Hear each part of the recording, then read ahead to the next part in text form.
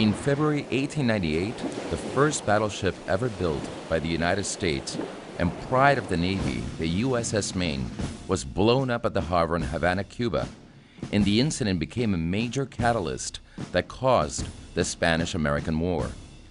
Teddy Roosevelt and his famous Rough Riders take control of Cuba, while General Nelson Miles invades Puerto Rico and takes control of the famous fort El Morro. We were war booty in 1898 as a result of the Spanish-American War, and in 1917 we were given citizenship. Unlike any other immigrants, we were then migrants. And because we were migrants, we had the ability to vote as U.S. citizens, and instantly, upon establishing residence, you could vote. In March 1917, the U.S. Congress grants citizenship to Puerto Ricans, and President Woodrow Wilson signs the bill into law. A month later, America entered World War I. 17,000 Puerto Ricans served in the war to end all wars. Many died serving our country.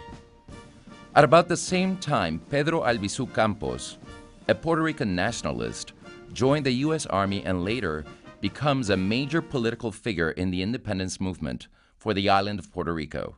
It is during this time that he meets a young Felipe Torres. Felipe Torres had been in the same unit, the same army as Albizu Campos.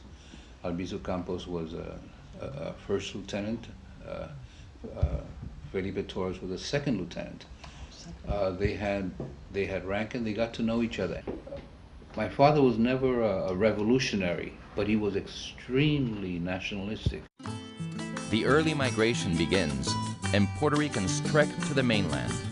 After the turn of the century, after the Spanish-American War, the biggest presence of Puerto Ricans in the city, in the state, was as a result of a labor migration. Labor contractors would go down to the island, hire men and women, and they would just, come up here, settled in Chelsea, settled in the around the Brooklyn Navy Yards, working in, for instance, the American Manufacturing Corporation. So they were laborers mostly.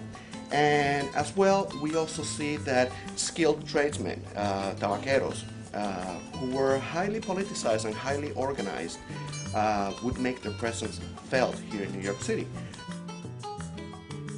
The first Puerto Ricans who ran for political office were Rafael Bosch and Victor Fiol Ramos in the early 1920s. They ran as Republican candidates but were not successful.